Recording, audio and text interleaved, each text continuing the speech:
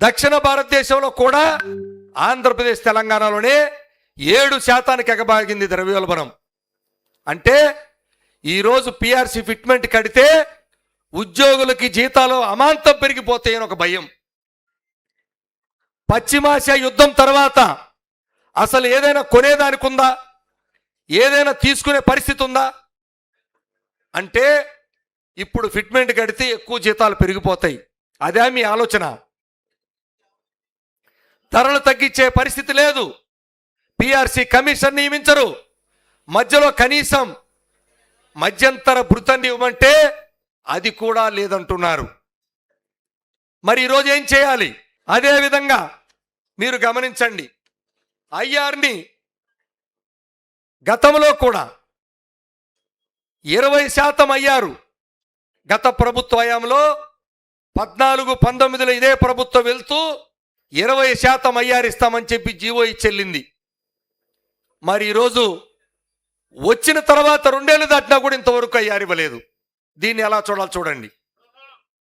14-19లో వెళ్తూ 20% అయ్యారు ఇస్తానని ఎన్నికలు వెళ్ళక ముందే ఇచ్చారు. ఇప్పుడు ఎన్నికల ముందు చెప్పారు, అయిన తర్వాత ప్రభుత్వం వచ్చి 2 ఏళ్ళు దాటింది, ₹1 అయ్యారు లేదు. సరే, డిఏ అరియర్స్ మీ అందరికీ తెలియాలి. నాయకులకి ఎప్పటి నుంచి డిఏ అరియర్స్ రావాలి? 1/7/2018 నుంచి బాగా గమనంలో పెట్టుకోండి. 2018 1/7/2018 డిఏ ఇచ్చేసామన్నారు ఇటీవల, గుర్తుందా? మే జీతంలో తీసేసుకోమని ఇచ్చారు. ఇంకొకటి 2024 డిఏ 1/7/2018 డిఏ అరియర్స్ లేవు, లేదా 1/1/2024 డిఏ అరియర్స్ అని ఇచ్చారు, అది లేవు. ఎవరికి వచ్చిందో ఎవరికి రాలేదో తెలియదు. అది పరిస్థితి. డిఏలు చూస్తే డిఏలు ఎందుకు ఇస్తారు? ఒక ఆయన చెప్పాడు, డిఏ అంటే తెలుగులో ఏమంటారు? ఒక ఆయన చెప్పాడు, అరే మీకేం కరువు వచ్చిందిరా, కరువు బచ్చం అడుగుతున్నారన్నాడు ఆయన. అయ్యా మీకు ఏం కరువు వచ్చిందో, ఏం ధరలు పెరిగినాయో ఒక్కసారి రోడ్డు మీదకి వచ్చి లేదా మీ ఇంట్లో అడగండి చెప్తారు. ఆ ఎవరైతే కరువు బచ్చం వచ్చిందా అని అడుగుతున్నటువంటి ఆ పెద్ద ఆయన్ని మీ ఇంట్లో ఒక్కసారి అడగండి, ధరలు ఎలా ఉన్నాయో మీకే చెప్తారు. అప్పుడు చెప్పండి, ధరలకు అనుగుణంగా కేంద్ర ప్రభుత్వం ఇచ్చేటువంటి డిఏలు కేంద్రం రిలీజ్ చేస్తేనే రాష్ట్రం ఇస్తుంది. కరోనా సమయంలో గుర్తు చేస్తున్నాను మీకు, కరోనా సమయంలో 3 డిఏలు కేంద్రం ఫ్రీజ్ చేస్తే రాష్ట్ర ప్రభుత్వం ఇచ్చిందా, అది ఎగేసిందా చెప్పండి. ఎందుకని? కేంద్రం ఇస్తేనే రాష్ట్రం ఇస్తుంది. కేంద్రం ఇవ్వలేదు కాబట్టి మనం కూడా అడగలేదు. మరి ఇప్పుడు కేంద్రం ఇస్తే నువ్వు ఇయ్యాలిగా. మరి ఏది? ఇదే కేంద్ర ప్రభుత్వం పక్షాన పెంచినటువంటి డిఏల్ని ఇక్కడే పనిచేస్తున్నటువంటి ఈ రాష్ట్రంలో ఐఏఎస్ ఐపీఎస్ ఐపీఎస్ అధికారులందరూ కూడా డిఏలు అప్డేట్గా తీసుకుంటున్నారా లేదా? మరి పెంచిన డిఏలు వాళ్ళు తీసుకుంటే కింద పనిచేసే ఉద్యోగులకు డిఏ ఎందుకు ఇవ్వడం లేదు అని చెప్పి అడుగుతున్నాం ప్రభుత్వాన్ని. వారికి ఒక న్యాయం, మనకొక న్యాయమా? అప్డేట్గా వాళ్ళు డిఏలు తీసుకుంటున్నారు అధికారులందరూ, కానీ ఉద్యోగులకు ఎందుకు డిఏ ఇవ్వట్లేదు ఈ రాష్ట్ర ప్రభుత్వం అని చెప్పి అడుగుతా ఉన్నాం. ఇంత అన్యాయమా? వారు పనిచేస్తున్నారు, మేము పనిచేస్తున్నాం. 1-2 ప్రభుత్వం వచ్చిన దగ్గర నుంచి 5 డిఏలు 12% సుమారుగా. ఇది కేవలం ధరలకు అనుగుణంగా ఇచ్చేటువంటిది మాత్రమే, దానికి అతిగతి లేదు. ఇంకొకటి చెప్పారు, ఇందాకే చదివి వినిపించాను, సిపిఎస్ జిపిఎస్ విధానాన్ని మేము మళ్ళా పునఃసమీక్ష చేసి ఆమోదయోగ్యమైనటువంటి పరిష్కారం. అంటే తెలుసు కదా ఆమోదయోగ్యం అంటే, ఇద్దరం ఆమోదయోగ్యంగా ఇద్దరం ఒప్పుకునేటువంటిది. ఏ రోజైనా ఇంతవరకు సిపిఎస్ జిపిఎస్ అని పాత గవర్నమెంట్లు ఇచ్చేళ్తే ఆ జీపీఎస్ కూడా లేదు, ఇప్పుడు ఓపీఎస్ లేదు, జీపీఎస్ లేదు. ఇప్పుడు ఉన్నదేంది? Only CPS. ఇది చూడండి. అంటే ప్రభుత్వం ఇంతవరకు దాని మీద ఏ చర్చ చేయలేదు.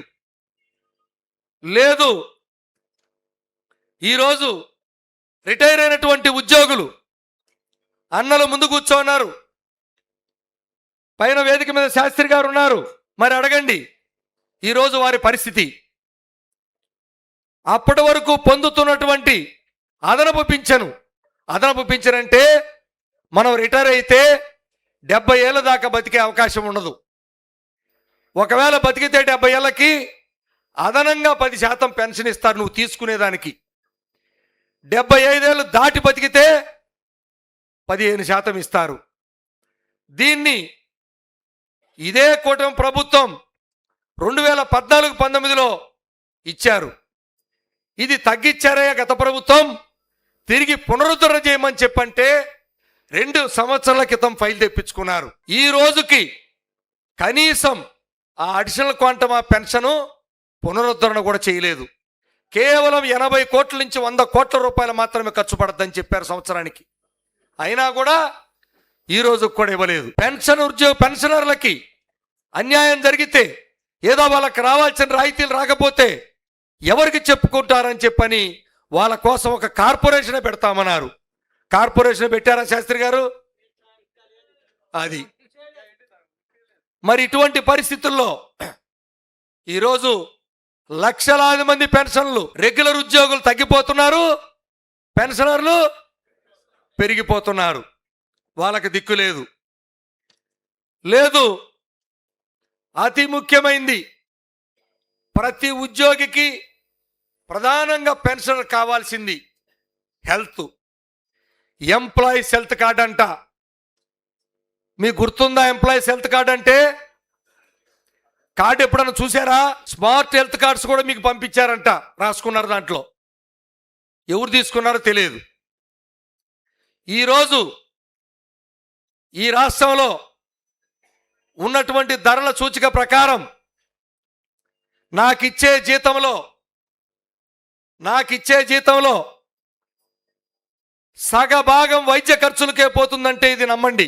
ఏ చిన్న అవసరం వచ్చినా, ఏ చిన్న ఆపద వచ్చినా ఆసుపత్రులకు వెళితే రోజుకి హాస్పిటల్లో జాయిన్ అయితే 20,000 30,000 బిల్లులు పడే పరిస్థితి వచ్చింది. మన దగ్గర డబ్బులు వసూలు చేస్తున్నారు, ప్రతి నెల డిడక్ట్ చేస్తున్నారు.